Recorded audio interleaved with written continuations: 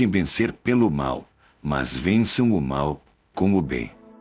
Sabe, este é um versículo que conheço desde a minha infância. E quando eu trago ele à minha reflexão, eu percebo o quanto eu e você, seres humanos, temos ido contra a direção de Deus para as nossas vidas. É cada vez mais frequente, aliás, ouvirmos afirmações de gente estressada e intolerante, do tipo, comigo é assim, bateu, levou. Você certamente já ouviu alguém falar uma expressão como essa. Outros que conhecem a palavra muitas vezes usam, olha, eu sou crente, mas não sou bobo, hein? Sou bonzinho sim, mas se mexer comigo, sai de baixo. A verdade é que, provavelmente, eu e você, em alguns momentos de nossas vidas, já agimos dessa maneira. E sabe por quê? Porque estamos cheios do nosso eu, cheios de nós mesmos. E daí, é claro, a nossa natureza, pecadora como é, não nos permite perdoar, amar, muito menos entender o que é que Deus quer de nós. Sabe, o versículo anterior a este que lemos diz, pelo contrário, se o seu inimigo tiver fome, dê-lhe de comer. Se tiver sede, dê-lhe de beber. Fazendo isso, você amontoará brasas vivas sobre a cabeça dele. É o que está em Romanos 12, 20. Sabe, o que Deus nos revela neste texto é que nós não devemos ter inimigos, porque o sangue de Jesus foi derramado por eles também. Você consegue entender isso? Portanto, quando nós temos dificuldade de amar ou de perdoar um semelhante, nós estamos dizendo, em outras palavras, que Deus errou em amar fulano ou em amar o ciclano.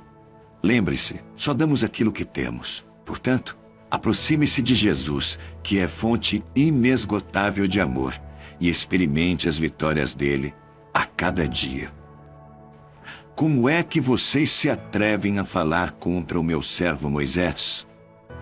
Sabe, Moisés enfrentou muita oposição enquanto liderava o povo israelita. Mas o mais difícil para Moisés foi assimilar a oposição dentro da sua própria família. No livro de Números, capítulo 12, nós lemos que Arão e Míriam, seus irmãos, aliaram-se ao povo para criticar Moisés. Quando eles fizeram isso, Deus disse, agora escutem o que eu vou dizer. Quando há profetas entre vocês, eu apareço a eles em visões e falo com eles em sonhos. Com o meu servo Moisés é diferente, pois eu coloquei como responsável por todo o meu povo. Pois eu falo com ele face a face, claramente, e não por meio de comparações. Ele até já viu a minha forma. Como é que vocês se atrevem a falar contra o meu servo Moisés? Sabe, a punição do Senhor Deus contra os críticos de Moisés foi rápida e severa. Deus exige que respeitemos aqueles que Ele coloca como autoridade sobre nós, como, por exemplo, os nossos pais. Sabe, a bênção é uma consequência da obediência e do desenvolvimento de um espírito grato, de um espírito respeitoso. Você já expressou aos seus pais o quanto reconhece e o quanto aprecia o amor e o sacrifício que eles têm lhe dedicado? Não espere até amanhã. Eles precisam ouvir de você isso hoje. Pense nisso. A palavra de Deus diz, o Senhor Deus disse a Moisés, mande alguns homens para espionar a terra de Canaã, a terra que eu vou dar aos israelitas. Em cada tribo escolha um homem que seja líder. Sabe, amparados pelo Senhor e agraciados com sucessivos milagres, finalmente os israelitas estavam acampados nos limites de Canaã, depois de uma longa peregrinação pelo deserto. Eles aguardavam apenas um momento de entrar na terra prometida e tinham a consciência de que Deus não os abandonara um só dia em sua jornada pelo deserto e, além disso, providenciara tudo o que necessitavam. Então, o Senhor mandou que Moisés separasse 12 homens de sua confiança para espionar a terra a ser conquistada. E todos se reuniram para ouvir o seu relatório. 10 desses homens apresentaram uma visão negativa e amedrontada sobre o povo que habitava na terra. Apenas Josué e Caleb desafiaram o povo a não se esquecer o que Deus já havia feito por eles e encorajando-os a avançar e a conquistar a terra prometida por Deus. Os olhos do povo, porém, se voltaram para as dificuldades e não para as promessas de Deus. Eles esqueceram da fidelidade do Senhor sentiram medo. O medo é um sentimento humano normal e comum. No entanto, quando ele nos domina, ficamos paralisados. A violência é uma característica da sociedade atual. A insegurança, a instabilidade econômico-financeira causam medo em todos nós. Mas nós precisamos aprender a lidar com esse sentimento para que ele não arruine a nossa vida. De que forma? Recorrendo a Deus, o Senhor, que retém todo o poder em suas mãos. Busque a Deus, lembre-se de tudo o que Ele já fez por você. Dependa inteiramente dEle e louve-o antes e depois da vitória. Ele o fortalecerá a cada dia. Sabe, a nossa mente costuma travar uma verdadeira batalha. Por um lado, sabemos o que é errado e o que não devemos fazer. Por outro lado, é exatamente na nossa mente que desenvolvemos os nossos desejos mais íntimos e fantasias mais secretas. E nós precisamos controlar a nossa mente para, em consequência, conseguirmos controlar também o nosso corpo.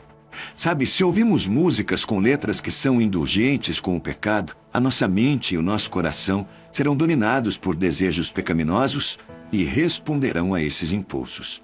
O apóstolo Paulo nos diz quais são as melhores armas para essa batalha. Abre aspas. As armas que usamos na nossa luta não são do mundo.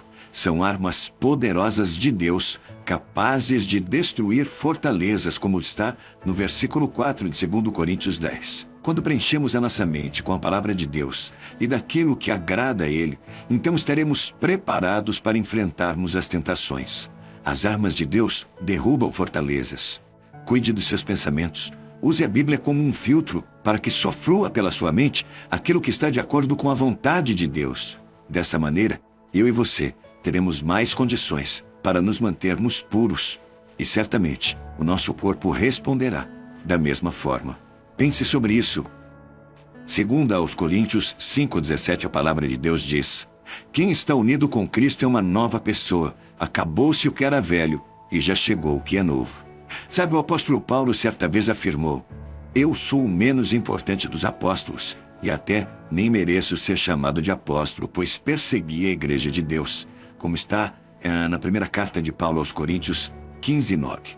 Sabe, nestas palavras nós percebemos de uma maneira muito clara o arrependimento que ele sentia pelo seu passado. E se Paulo parasse por aí, nós poderíamos pensar que ele era uma pessoa deprimida, estagnada, com um enorme complexo de culpa e de inferioridade. Porém, ele logo completou: mas pela graça de Deus, sou o que sou. A graça que ele me deu não ficou sem resultados. Pelo contrário, eu tenho trabalhado muito mais do que todos os outros apóstolos. No entanto, não sou eu quem tem feito isso, e sim a graça de Deus que está comigo. 1 Coríntios 15:10. Sabe, um dos segredos para uma autoestima equilibrada não é saber amar a si mesmo, mas aprender o quanto o Senhor nos ama e o que a sua graça pode realizar em nós. Precisamos nos sentir filhos de Deus antes de servos. Podemos servir ao Senhor por simples senso de obrigação, mas como filhos, o servimos porque a sua graça enche o nosso coração de amor. Quando servimos a Deus, constrangidos pela sua graça em nossa vida, os serviços se tornam uma fonte de alegria e de realização. Em 2 Coríntios 5,14, o apóstolo reconheceu: porque somos dominados pelo amor que Cristo tem por nós, pois reconhecemos que um homem, Jesus Cristo, morreu por todos. A garantia da salvação em Cristo muda o nosso coração. Nós somos dominados pelo amor que Cristo tem por nós, e isso afeta a nossa vida em todos os aspectos. Sabemos que, mesmo quando parece não haver saída, quando nos sentimos no fundo do poço, podemos nos atirar nos braços de Deus com a confiança e a certeza de que Ele está nos segurando firme e amorosamente. Sabe, quem está unido com Cristo é uma nova pessoa. Acabou-se o que era velho e chegou o que é novo, como lemos no versículo 17. Imagine o impacto de Cristo na vida de Paulo. O seu passado cheio de perseguições, prisões e mortes acabou em Cristo. Ele sabia que era uma nova pessoa e que o seu alvo era o futuro, a eternidade. Em Cristo, eu e você podemos ter a certeza de que acabou o que era velho. Então lembre-se, você é uma nova pessoa, um filho de Deus. Descanse na graça do Papai e alegre-se na certeza da sua salvação. Vamos orar? Senhor Deus, Pai amado, muito obrigado por esse dia lindo que o Senhor fez. Obrigado, Senhor, por esta palavra tão preciosa ao nosso coração. Pai, que esta palavra possa realmente encontrar uma terra fértil. Que o nosso coração seja terra fértil, terra boa, Pai, para receber essa semente. E que ela possa realmente frutificar nos nossos corações e produzir tudo aquilo que o Senhor tem nesta palavra para cada coração que a recebe neste tempo, Pai. Que esta palavra seja orientação, exortação, que essa palavra seja consolo, que essa palavra seja refúgio, que essa palavra seja fortaleza, que essa palavra seja aquilo que o Senhor preparou para que ela aconteça na vida de cada um de nós. Nós oramos, Pai, certos de que a Tua palavra jamais volta vazia. Obrigado, Pai, pela Tua graça que nos alcançou. Obrigado, Pai, pelo Teu amor que na cruz do Calvário verteu sangue imaculado por cada um de nós. Nós te amamos, Senhor, não por aquilo que o Senhor pode fazer, mas pelo que o Senhor é. O Senhor é o Deus Todo-Poderoso, o Senhor é o Deus Santo. Nós te amamos. Oramos no nome do Teu Filho amado Jesus, o nosso Salvador. Amém e amém. Graças a Deus.